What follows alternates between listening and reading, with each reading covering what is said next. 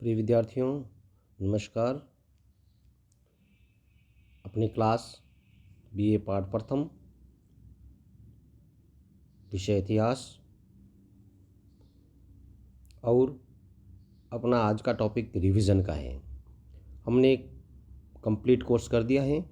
आज हम पुनः कुछ टॉपिक्स जो इम्पोर्टेंट टॉपिक्स है उसके बारे में रिवीजन कर रहे हैं। तो रिवीजन के लिए अपना जो टॉपिक है आज वह है भारतीय संस्कृति की विशेषताएं।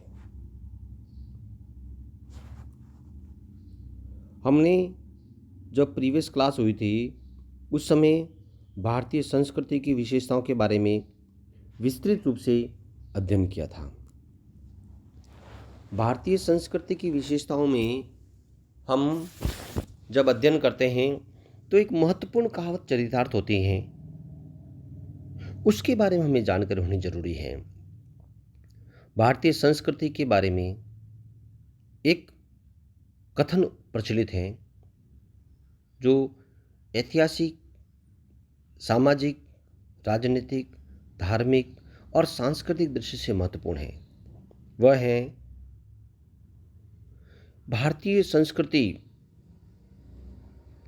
का जो महत्वपूर्ण विशेषता है, जो आधार हैं, उसमें यह है कि विविधता में एकता भारत की विशेषता, यानी विविधता के बावजूद भी हमारे देश में एकता का वातावरण बना हुआ है।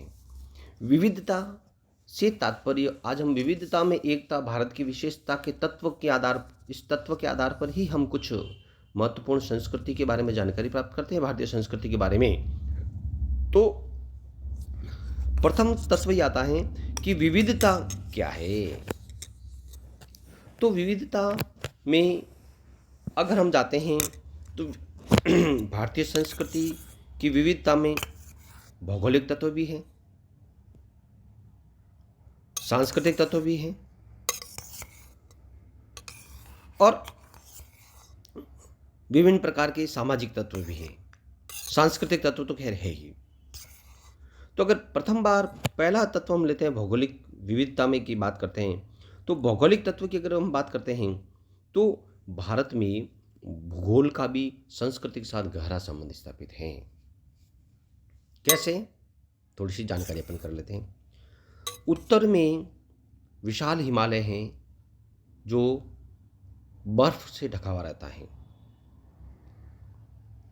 हमारा मुकुट कहा जाता है। दक्षिण में समुद्र तटीय क्षेत्र हैं जो एक अलग भौतिक विशेषताओं को लिए हुए हैं। पश्चिम में विशाल मरुस्थल हैं, विश्व के कुछ महत्वपूर्ण मरुस्थलों में उसका भी नाम आता है, थार का मरुस्थल। तो पूर्वी क्षेत्र में अरुणाचल तक पहाड़ी क्षेत्र हैं, उसी के साथ मध्य भारत का गंगा का विशाल मैदान।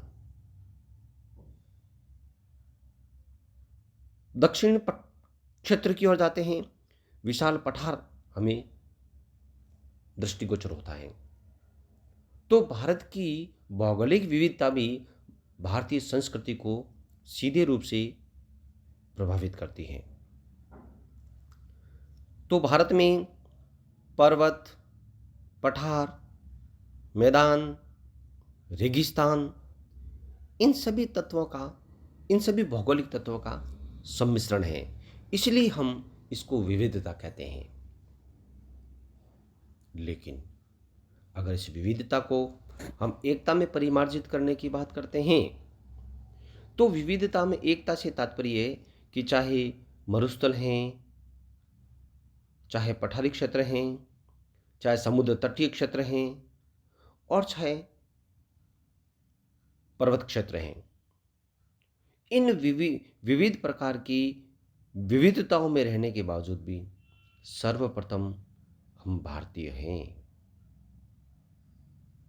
हम भारत के नागरिक हैं, हमारा राष्ट्र भारत है।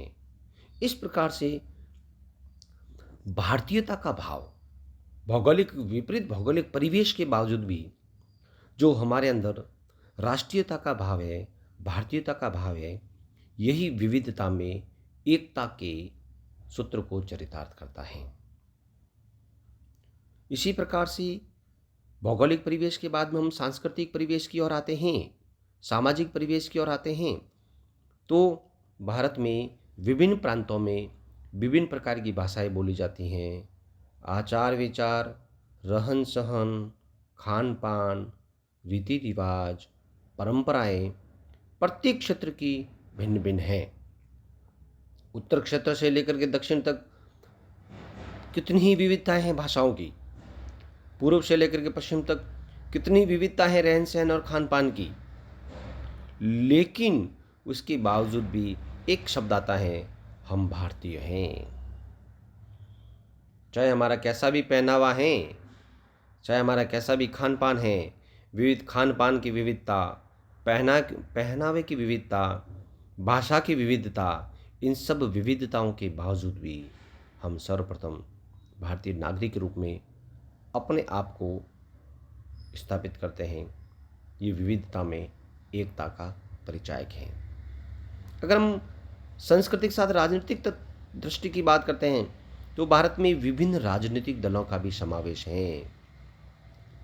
राजनीतिक दलों का समावेश है, वे अपनी बात को एक प्लेटफॉर्म के माध्यम से देश के नागरिकों के सामने रखते हैं, लेकिन उसके बावजूद भी, राजनीतिक विविधता के बावजूद भी हम भारतीय नागरिक हैं, हम भारत हैं, हम भारत के एक तत्व को स्वीकार करते हैं। इस प्रकार से विविधता में एकता, भारत की विशेषता, यह तत्व निश्चित रूप से हमें गौरवान्वित भी करता है, हमें अपने आप को राष्ट्र गौरव का आत्मानुभूति भी करवाता है और निश्चित रूप से भारतीय नागरिकों के लिए एक प्रेरणा का स्रोत है। धन्यवाद।